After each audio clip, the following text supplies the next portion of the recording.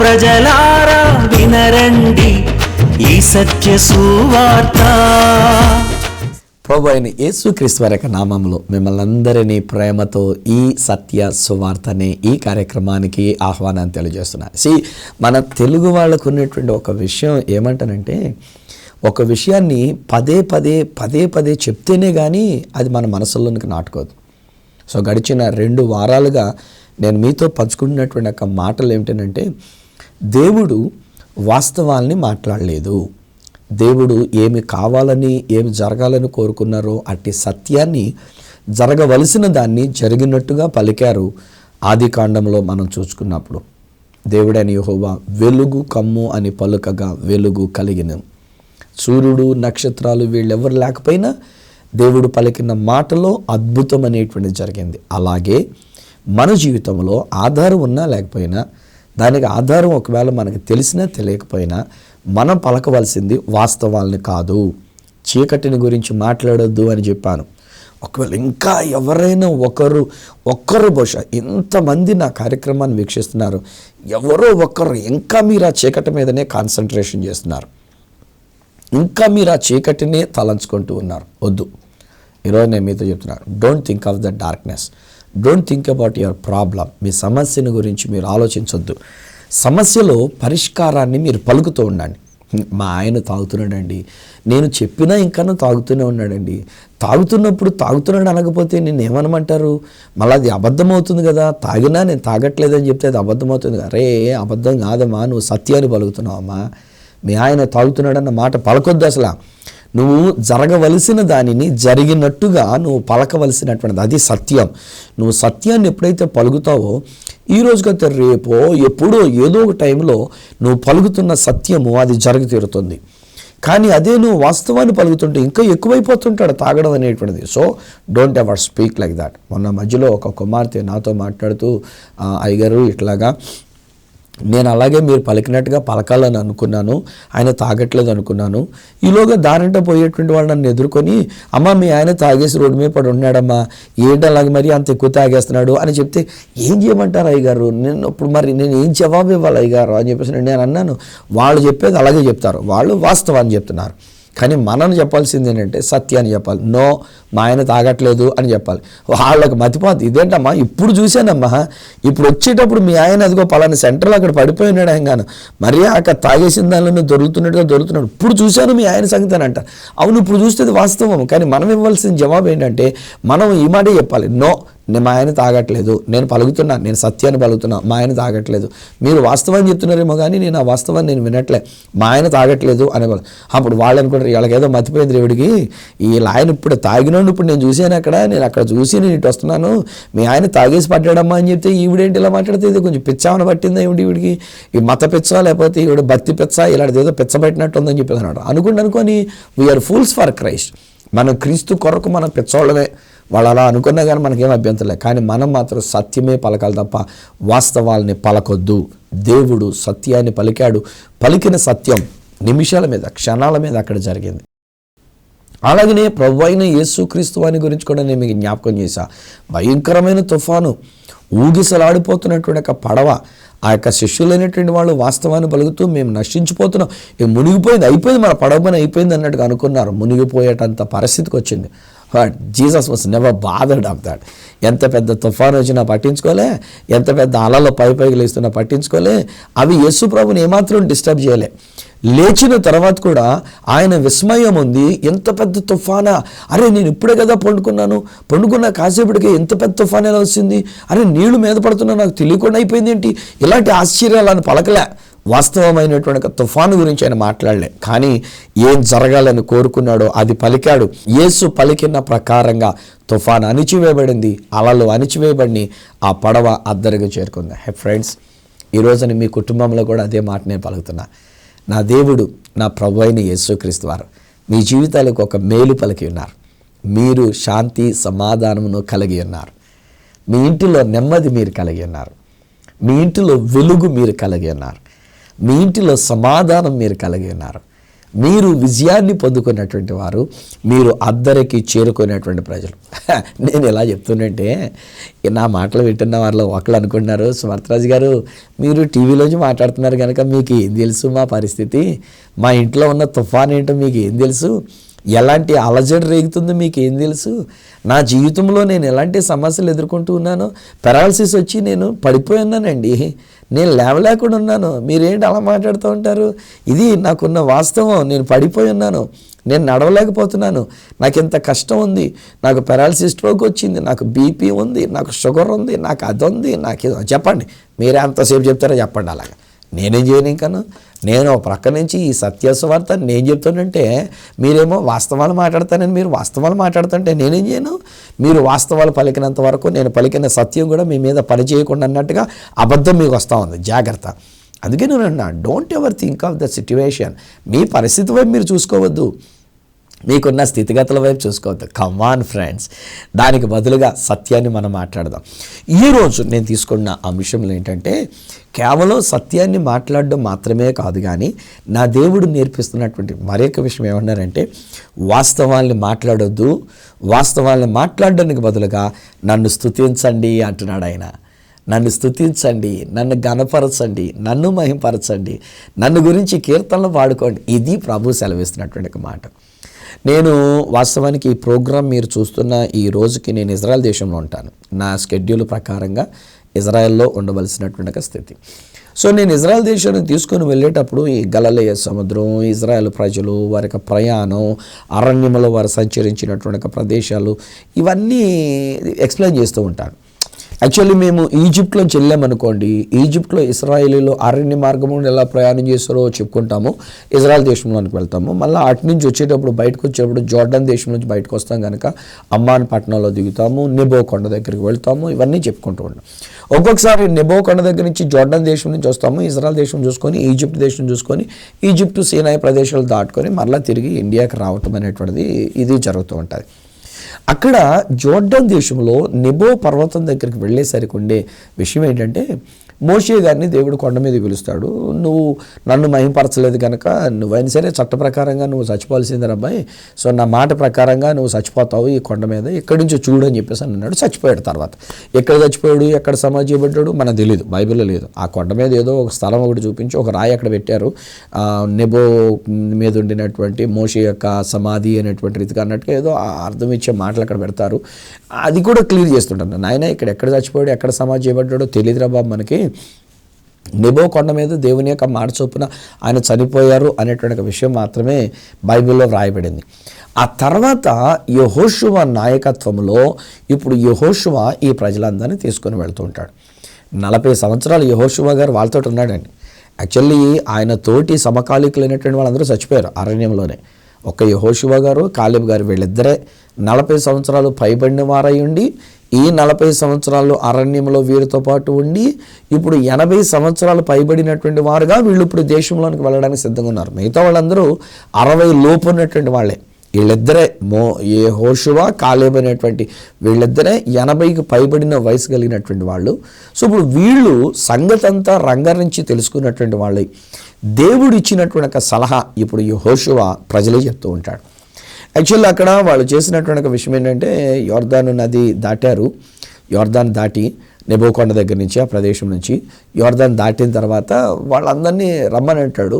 Ready అవ్వంటారా, మీరు కత్తులు తీసుకొని రెడీ అవ్వంటారు అంటే వీళ్ళందరూ కూడా కత్తులు తీసుకొని ఏదో మనం యుద్ధం చేసేద్దాం, ఎరుకో మనకి ఎదురుగుండా కనబడుతుంది, ఎరుకోని మనం సాధించేసుకుంటాం, దేవుడు మనకి ఇచ్చేస్తున్నాడు అనుకొని రెడీ అయిపోయారు. కాకపోతే దేవుడు ఏమన్నాడంటే, అరే నైనా మీరు అరణ్యంలో నా నిబంధనకు సంబంధించిన సున్నతి మీరు చేసుకోలేదు కనుక వీళ్ళందరికీ సున్నతి చేసుకోమని చెప్పేసానంటే సున్నతి చేసుకునేసరికి ఒక్కొక్కడు వంగిపోయాడు. ఎందుకంటే పెద్దవాళ్ళు అయిన తర్వాత చిన్నపిల్లలప్పుడు ఏదో సున్నతి చేసేస్తే వాడికి తెలియకుండా ఏదో కష్టపడి మొత్తానికి తర్వాత వాడికి మామూలుగా నడిచేస్తూ ఉంటాడు. కానీ ఇప్పుడు వయసు వచ్చిన తర్వాత, యుద్ధానికి సంబంధించినటువంటి వయసు వచ్చిన తర్వాత ఇప్పుడు సున్నతి అనేటువంటిది చేసుకునేసరికి వీళ్ళు ఇప్పుడు నడవడం కష్టమైంది, వీళ్ళ ప్రయాణం చేయడం కష్టమవుతూ వచ్చింది, యుద్ధం చేయడం కష్టం. అప్పుడు దేవుడు అంటాడు, అరే నేను రా బాబు మీకు విజయాన్ని ఇచ్చేది, నేను ఆ ఎరుకో పట్టణాన్ని మీకు స్వాధీనం చేసేది, మీ బలంతో మీరు ఏదో సాధించేద్దామని మీరు అనుకున్నారు, కానీ మీరు కాదు, మీ బలం కాదు, నేను మీకు ఇస్తున్నా. ఈరోజు కూడా చెప్తున్నా స్నేహితులారా, మీకు కూడా నేను ఇస్తున్నటువంటి ఒక సువార్తమానం ఏంటంటే మనకు మనం సంపాదించుకునేది ఏది లేదు. మనం మన కష్టార్జితంతో మన యొక్క బలముతో మనం సంపాదించుకోగలిగిందంటూ ఏం లేదు. 100% గ్యారంటీ నేను చెప్తా. నా జీవితంలో నేను నేర్చుకున్న ఏది కూడా నా అంతటి నేను నా కష్టార్జితంతో నేను సంపాదించుకున్నది కాదు. ఈరోజుని ఇన్నిసార్లు ఇజ్రాయెల్ దేశానికి నేను వెళ్ళొచ్చాను అని అంటే, ఇప్పుడు ఇది 37వ నేను ఆ దేశంలో ఉన్నటువంటిది. ఈ టైంకి మీరు ఇక్కడ ఈ కార్యక్రమం చూస్తున్నారు. నేను అక్కడ ఆ దేశంలో మన యొక్క తెలుగు ప్రజలైనటువంటి వారు, నాతో వచ్చినటువంటి వారిని అక్కడ నేను నడిపిస్తున్నటువంటి ఒక విషయం. ఇన్నిసార్లు ఇజ్రాయెల్ దేశానికి వెళ్ళింది నా గొప్పతనం కాదండి. ఒకటి ఆరాధన వాళ్ళ యొక్క మంచితనంతో నన్ను పంపిస్తూ వచ్చి ఉన్నారు. దేవుని యొక్క కృప, దేవుని యొక్క ప్రణాళిక నా జీవితం మీద ఉండబట్టి నేను వెళుతూ వచ్చాను. నేను టీవీలో కూడా మాట్లాడేటంతటి సీను నాకేం లేదండి బాబు. నేనేం పెద్ద ధనికుడిని కాదు. నా అకౌంట్లో, నా బ్యాంక్ అకౌంట్లో నాకు నిలబడిపోయినటువంటిది కాదు. ఏ దిన ఆహారం ఆ దినం నేను తింటున్నాను అంతే. ఏ నెలకి కట్టవలసినటువంటి బిల్స్ ఆ నెలకి నేను కట్టగలుగుతున్నాను అంతే. ఎలా చేస్తున్నానో తెలియదు. ఆయన యొక్క కృప, ఆయన యొక్క సహాయం, ఆయన యొక్క సామర్థ్యం తప్ప నాదేమి కాదు. 100% గ్యారంటీ చెప్తాను. నాకు బ్యాక్గ్రౌండ్ లేదు, నాకు ఫారిన్ సపోర్ట్ అనేటువంటిది కాదు. నేను డబ్బులు ఎక్కడి నుంచి కూడా స్థానికంగా ఎవరెవరో నాకు ఇచ్చి నెల అనేదిగో మేము సపోర్ట్ చేస్తామని చెప్పినటువంటి ధనికులు లేరు నాకు. ఎక్కడి నుంచి నాకు కానుకొస్తుందో, ఎక్కడి నుంచి నేను ఎలాగోనో బిల్లు కడతానో నాకు తెలియదు. తెలుసుకోవాల్సిన అవసరం కూడా నాకు లేదు. ఎందుకంటే దేవుని మీద నేను డిపెండ్ అయ్యి ఉన్నా. నా దేవుడు తన సామర్థ్యం చొప్పున తీసుకెళ్తున్నాడు తప్ప నా దగ్గర డబ్బులు ఉన్నాయి అనుకోండి, ఒక 50,000 రూపాయలు, ₹1,00,000 చేతిలో ఉన్నాయి అనుకోండి, నా దగ్గర అంత డబ్బులు ఉన్నాయి, నేను కట్టేస్తానులే అని చెప్పేసి అని గర్వం వచ్చేస్తుంది నాలోనికి. అందుకని నా దేవుడు ఎప్పుడు 10,000, 5,000 కూడా ఒక్కొక్కసారి అసలు నా చేతిలో ఉండదు. 5,000 రూపాయలు కూడా చేతిలో ఉండదు. బట్ స్టిల్ ఏ నెల నేను టీవీ ఛానల్స్కి అన్నిటికీ నేను డబ్బులు కట్టుకొని సువార్తను నేను పాటించగలుగుతున్నా. అది దేవుడిచ్చిన సామర్థ్యం. ఈరోజు నా దేవుడు నాకు ఇచ్చిన ఆశీర్వాదాలు అన్నిటి విషయంలో ఏ ఆశీర్వాదం చూచినా కానండి 100% చెప్పగలనండి, దేవుని యొక్క సామర్థ్యం తప్ప మరి ఒకటి కాదు. అదే ఇశ్రాయేలీయులతో దేవుడు అంటారు, రే నాయనా మీరు సొన్న చేసుకున్నారు, నిలబడినైనా నిలబడలేకపోతున్నారు, మీరు వంగిపోయినారా మీరు. సో అలాంటప్పుడు మీ యొక్క శక్తితో మీరు యుద్ధం చేయగలిగినంతటి సీన్ మీకు లేదు. నేను మీ పక్షంగా యుద్ధం చేసి ఆ ఎరుకో కోట గోడలన్నింటినీ కూడా కూల్చివేసి ఆ ఎరుకో పట్టణం దగ్గర నుంచి నేను వాగ్దానం చేసినటువంటి ఒక దేశాన్ని మీరు స్వాధీనం చేసుకోవడానికి అన్నట్టుగా నేను మీకు అవకాశాన్ని ఇస్తున్నాను అని తెలియజెప్పడానికి వారు సున్నతి చేసుకోవటం జరిగింది. ఈలోగా దేవుడు తన యొక్క ప్రణాళికను చెప్తాడు. అక్కడ చెప్తూ ఏమంటాడంటే, ఈ ఇశ్రాయేల్ ప్రజలైనటువంటి వారికి తెలియజెప్పమంటాడు యెహోషువ ద్వారా. నువ్వు చెప్పాల్సిన విషయం ఏంటంటే, యెహోషువ ఈ ఇశ్రాయేల్ ప్రజలైనటువంటి వారు నడవలేని ఈ స్థితిలో, వంగిపోయి నడుస్తున్న ఈ స్థితిలోనే వాళ్ళు 6 దినముల పాటు ఆ యెరికో పట్టణ ప్రాకారం చుట్టూ తిరగాలి. 6 దినాలు ఎవడు నోరెత్తకూడదు. యెహోషువ గ్రంథం 6వ అధ్యాయము 10వ వచనం దగ్గర ఉంటుంది అనమాట. ఈ 6 దినాలు తిరిగేటప్పుడు ఎవ్వరు ఏ శబ్దము కూడా చేయకూడదు, ఏ మాట వారి నోటంట రాకూడదు, నిశ్శబ్దంగా ఉండాలి. అదే ఇక్కడే ఏంటంటే ఇశ్రాయేల్ ప్రజల యొక్క క్యారెక్టర్ ఎలాంటిదని అంటే, ప్రతి దానికి సనిగే రకమండి. వాళ్ళు అక్కడ ఐగుప్తుల నుంచి బయటకు వచ్చిన వెంటనే ఎర్ర సముద్రం ఎదురైంది. ఈలోగా వెనకాలేమో ఫరో సైన్యం తరంగుండి వస్తుంది. వెంటనే సనగడం మొదలుపెట్టారు. అరే దాటారో లేదో, ఇలా ఐగుప్తు దాసత్వంలో నుంచి విడుదల పొందుకొని బయటకు వచ్చారో లేదో, దేవుడు మాకు విజయాన్ని ఇచ్చాడు, విడుదల ఇచ్చాడు, దాసత్వం నుంచి బయటకు వచ్చాం, మమ్మల్ని విడిపించిన దేవుడు ఏదో కార్యం చేయాలని ఎదురు చూడడం మానేసి సనగడం మొదలుపెట్టారు, తిరుగుబాటుతనం మొదలుపెట్టారు. మోషే అహరోన్ల మీద తిరుగుబాటుతనం చేశారు, వారి మీద కేకలేశారు. మాకు అక్కడ ఐగుప్తులో సమాధులు లేవనా, ఇక్కడ తీసుకొచ్చాం మమ్మల్ని చంపడానికి అని చెప్పేసి అని కేకలేయడం మొదలుపెట్టారు. దేవుడు అద్భుతం చేశాడు. సరే, ఎర్ర సముద్రం 2 పాయలైంది, దాటి యువతలకు వచ్చారు. 3 రోజులు ప్రయాణం చేశారంట. ఈ 3 రోజుల ప్రయాణంలో కూడా వాళ్ళకి నీళ్లు దొరకలే. నీళ్లు దొరకపోయేసరికల్లా 3 రోజులు ప్రయాణం తర్వాత వాళ్ళకి ఒక చోట నీళ్లు దొరికినాయి. ఆ నీళ్ళేమో చేదుకొండినాయి. అందుకనే దానికి ఆ స్థలానికి వాళ్ళు మారా అనేటువంటి ఒక పేరు వాళ్ళు పెట్టి ఉన్నారు. నీళ్లు చేదండి, మళ్ళా సరుగుతారండి బాబు. అక్కడ నీళ్లు చేదుగా ఉంటే శనిగారు, ఎర్ర సముద్రం అనేటువంటిది అడ్డొస్తే శనిగారు, అడ్డంగా కనబడితే శనిగారు, వెనకాల ఫరో సైన్యం తరంగుండి వస్తుందని శనిగారు. ఇంకా కొంచెం ముందుకెళ్ళిన తర్వాత మాకు తిండి లేదని చెప్పేసి సనగడం మొదలుపెట్టారు. తెచ్చుకున్న రొట్టెలన్నీ ఎండిపోయినాయి, ఇంకా మేము అయిపోయినాయి, రొట్టెలు కూడా అయిపోయినాయి, మాకు తిండి లేదు, మమ్మల్ని చంపడానికి తెచ్చావా. ఈలోగా ఇంకా కొంచెం ముందుకెళ్ళిన తర్వాత మిశ్రమ జనాంగం అనేటువంటి వాళ్ళు వాళ్ళకి అక్కడ కనబడి వాళ్ళే మాంసాలు తెచ్చుకొని తింటారంటే అది చూసి వాళ్ళందరికీ మాంసాలు ఉన్నాయి, వాళ్ళకి మంచి మంచి ఆహారం ఉంది, మాకేంటి మాంసమే లేదని చెప్పేసి సనగడం. ప్రతి దానికి సనుగుడేనండి వీళ్ళు.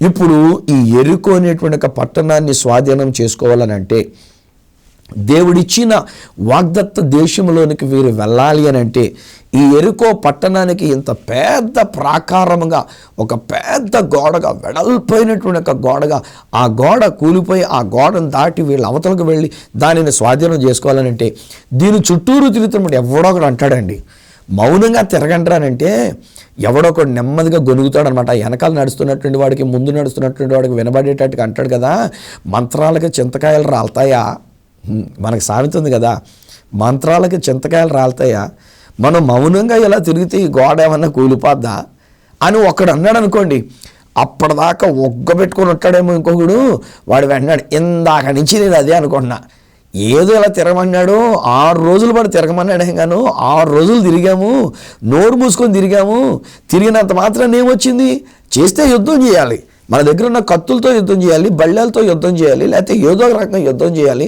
మన దగ్గర ఉన్నటువంటి ఒక ప్రాణులతోటి జంతువులతోటి వాటితో పొడిపించి అనేది చేసినా యుద్ధం చేయాలి, లేదంటే గోడ ఎక్కేయడానికి ప్రయత్నం చేయాలి, లేదంటే తలుపులు బద్దలు కొట్టుకొని లోపలికి వెళ్ళిపోయి ధ్వంసం చేయడానికి ప్రయత్నం చేయాలి. అంతేగాని ఇందాక నుంచి నేను చూస్తున్నానండి, 6 రోజులుగా నేను చూస్తున్నానండి, అసలు మనం ఇలా మౌనంగా తిరిగితే ఏం జరుగుద్ది, ఇది వాళ్ళు అనేటువంటి మాట. ఎప్పుడైతే వాళ్ళు అలా మాట్లాడతారో వాస్తవం ఏంటంటే వాళ్ళు పలికిన మాట చొప్పున వారి యొక్క వాగ్దత్త దేశాన్ని స్వాధీనం చేసుకొని ఉండేవారు కాదు. Friends, there is a promise for you. మీకు ఒక వాగ్దానం ఉన్నది, దేవుడు మీకు ఒక వాగ్దానాన్ని ఇచ్చినాడు. బహుశా ఈ రోజు వరకు జరగలేదని ఇప్పటిదాకా మౌనంగా ఉండి ఈ రోజు మీరు ఇష్టం వచ్చినట్టు మాట్లాడుతున్నారు. మీరు ఏం చేశాడండి దేవుడు, ఏదో వాగ్దానం చేశాడని అంటారు కానీ మేము ఆ రోజు జనవరి 1న వాగ్దానం తీసుకున్నాం, అది నెరవేరనే లేదండి మా జీవితంలోని, పలానా ఆయన మాకు ఇలా ప్రవచనం చెప్పాడు, అది జరగనే లేదండి మా జీవితంలోని, ఏముందండి మా యొక్క జీవితానికి, ఏం చేశాడండి దేవుడు. ఇది మనం మాట్లాడుకునే మాటలు కాదు. అలాంటి మాటల విషయంలో దేవుడు అంటున్న మాట ఏంటంటే నోరు మీ అన్నాడు ఆయన. నేను అంత గట్టిగా నోరు మీ అన్నాను అనుకోండి, కొంచెం జలతరింపు వస్తుంది కదా, మీకు కూడాను బాధ అవుతుంది కదా.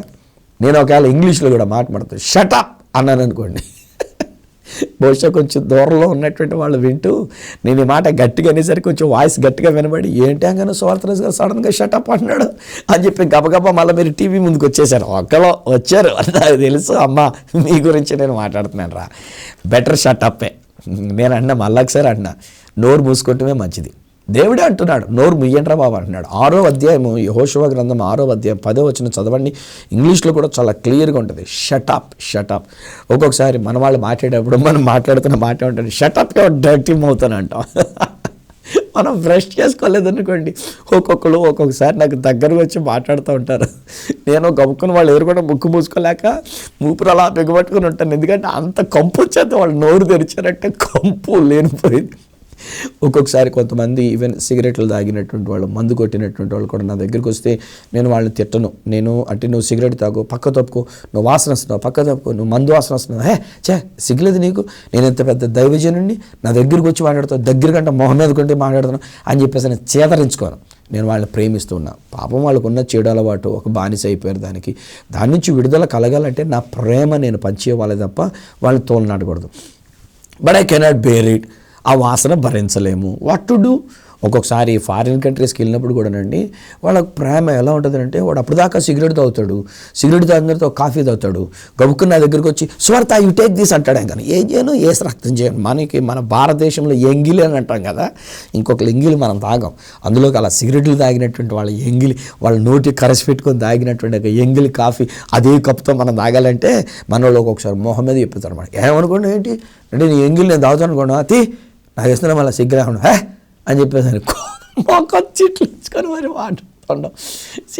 ఒక్కొక్కసారి కొంతమంది యొక్క నోరు అంత వాసన వస్తుంది, అది మామూలుగా వచ్చే వాసన, దాన్ని భరించవచ్చు. కానీ ఒక్కొక్కసారి మనం మాట్లాడే మాటల వాసన అండి అది ఇంకా దరిద్రం.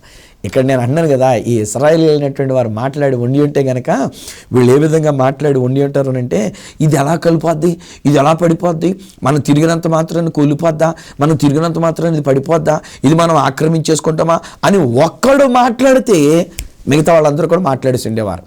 అందుకని యెహోషువ ద్వారా దేవుడు అన్న మాట ఏమంటాడంటే, ఎవ్వడు నోరెత్తడానికి వీల్లేదు. ఈరోజు నేను మీకు కూడా చెప్తున్నాను, సీరియస్గానే చెప్తున్నాను. అమ్మ నువ్వు నవ్వుతున్నా కానీ ఏం చేయను, నా మొహం ఏమో నవ్వుతూ ఉంటుంది, కానీ సీరియస్గానే చెప్తున్నాను నేను మీతో. ఏంటంటే దయచేసి వాస్తవాలను మాట్లాడకండి, వేరే నెగిటివ్ విషయంగా మాట్లాడకండి. ఇది జరుగుద్దా, ఇది ఎలాగ అవ్వుద్దంటారా, ఈయన మారతాడంటారా? మా పరిస్థితి మారుతుందా? మేము ఇల్లు కట్టుకోగలమా? మాకు డబ్బులు సమృద్ధిగా ఉంటాయా? మా జీవితం సరిపోద్దా? మాకు ఈ ఇంట్లో ఉండగలమా? బయటికి వెళ్ళినట్టు క్షేమంగా వస్తారా? ప్రమాదం ఏమైనా ఎదురవుద్దేమో? ఇలాంటి మాటలు ఎందుకు వచ్చిన మాటలండి? ఇలాంటి చేతనైతే ఒక మంచి మాట మాట్లాడండి. ఈ దినాన్ని దేవుడు నేర్పిస్తున్న మాట ఏమన్నాడంటే, అక్కడే తెలియజెప్తున్నాడు కదా, నేను మీతో చెప్పేటువంటి దినము వరకు నోరు మూసుకొని తిరగండి. నేను మీతో చెప్పినప్పుడు మీరేం చేయాలంటే ఆర్భాటముతో కేకలు వేయండి అంటాడు ఆయన. ఆర్భాటముతో కేకలు వేయండి. అదే యెహోషువ గ్రంథం 6వ అధ్యాయం 20వ వచనం దగ్గరికి వచ్చేసరికల్లా యాజకులు కేకలు వేస్తారు. యాజకులు ఆర్భాటంతో కేకలు వేస్తారు.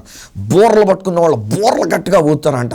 ఎప్పుడైతే అలాగున్న వారందరూ కలిసి కేకలు వేశారో, ఆర్భాటంతో కేకలు వేశారో, అది యెహోవాకు స్తుతి కేకగా వాళ్ళు వేసినటువంటి కేక.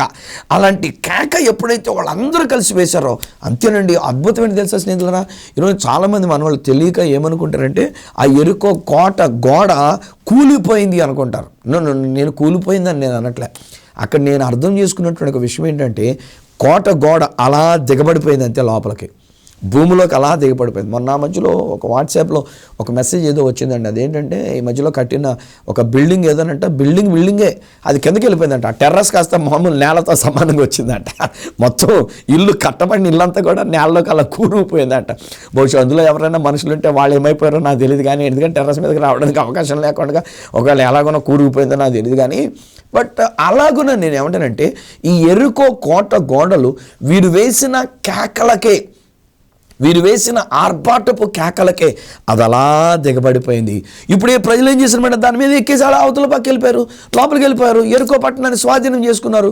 దేవుడు వాగ్దానం చేసినటువంటి దేశాన్ని వాళ్ళు స్వాధీనం చేసుకున్నారు. ఆ వాగ్దాన దేశాన్ని వాళ్ళు స్వతంత్రించుకోవడం జరిగింది. Hallelujah. There is a better promise for you. మీ కొరకు ఒక శ్రేష్టమైనటువంటి ఒక వాగ్దానం దేవుడు ఇచ్చినాడు. అఫ్ కోర్స్ మళ్ళీ అలాగనంటే ఇల్లులు కట్టేసుకుంటారు మీరు, పొలాలు కొనేసుకుంటారు మీరు, కార్లు కొనేసుకుంటారు మీరు కేకలు వేయండి అంతే చాలు, ఇవన్నీ మీకు వచ్చేస్తాయని చెప్పట్లే.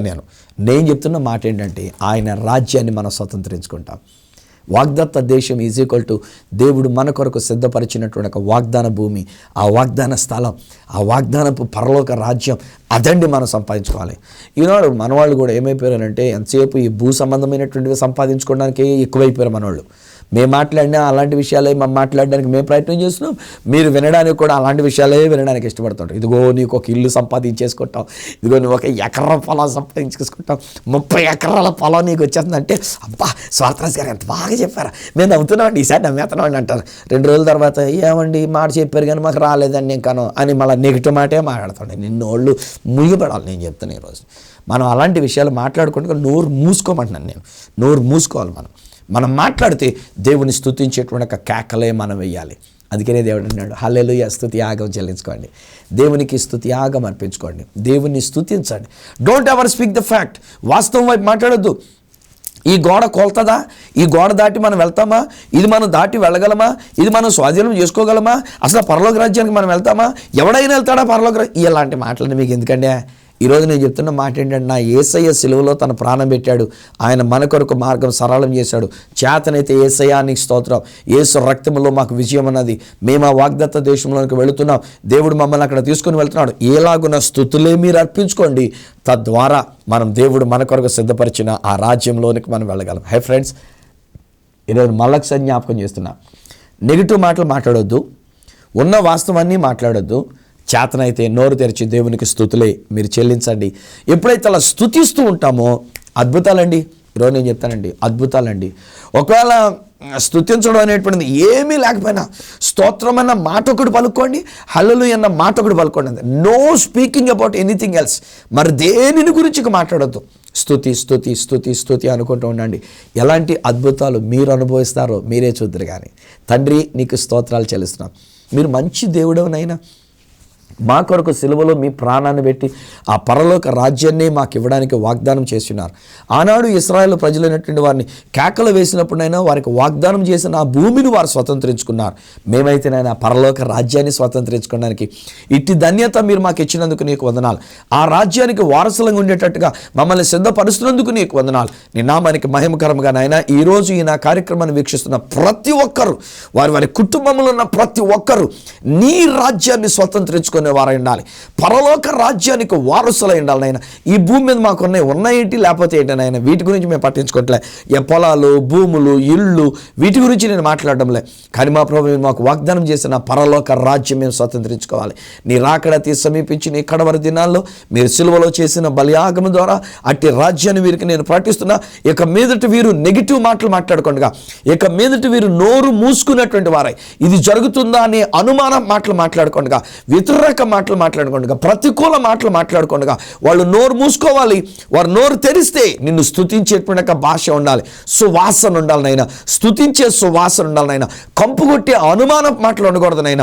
స్తుతించేటువంటి సువాసన మాటలే వీరి నోట నేను పెడుతున్నా. అట్టి స్తుతుల ద్వారా విజయం వెంబడి విజయం, అద్భుతాల వెంబడి అద్భుతాలు వీరికి నువ్వు జరిగిస్తున్నందుకు నీకు కోటి కోటి స్తుతులు మేము చేయాలి. కోటి కోటి స్తుతులు. Hallelujah. Thank you daddy, thank you daddy. నాయన నా ప్రయాస వ్యర్థం కాలే.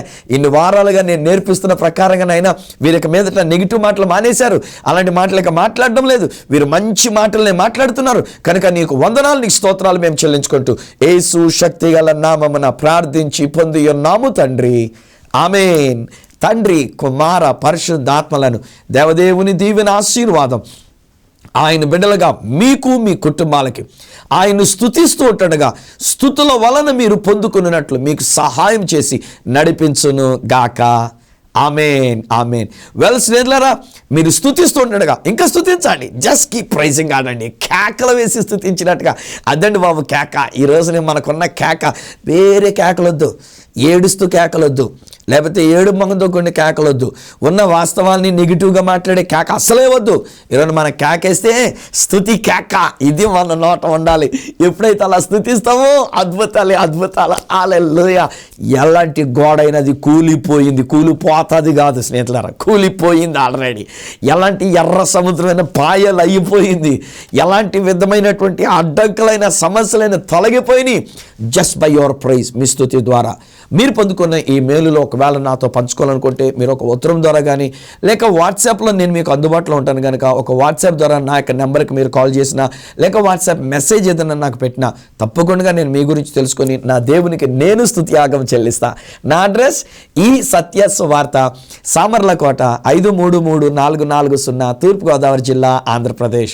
అడ్రస్ మరొకసారి చెప్తూ ఉన్నా, ఈ సత్య సువార్త, సామర్లకోట్ 533440, ఈస్ట్ గోదావరి డిస్ట్రిక్ట్, ఆంధ్రప్రదేశ్. అప్పటికి ఒకవేళ నాతో మీరు ఫోన్లో మాట్లాడుకోవాలని కోరుకున్నట్లయితే వాట్సాప్లో నేను నా నెంబర్ ఎక్కడున్నది దొరుకుతాను కనుక నా నెంబర్ 9848110907 9440040992 888855276662. ఒక నాకు ఈమెయిల్ ద్వారా మీరు ఏదైనా తెలియజెప్పాలని కోరుకున్నట్లయితే నా ఈమెయిల్ ఐడి isathyasuvartha@gmail.com. మళ్ళీ వచ్చే వారం ఈ సత్య సువార్త కార్యక్రమంలో మిమ్మల్ని కలుసుకునేటంత వరకు మిమ్మల్ని అందరినీ మన స్తుతుల ద్వారా మనకి విజయాన్ని ఇచ్చి ఆ ప్రభు అయిన యేసుక్రీస్తు వారి యొక్క చేతులకు మిమ్మల్ని అప్పగిస్తూ మీ దగ్గర సలహా తీసుకుంటున్న మీ ప్రియ సహోదరుడు ఈ సత్య సువార్త రాజు.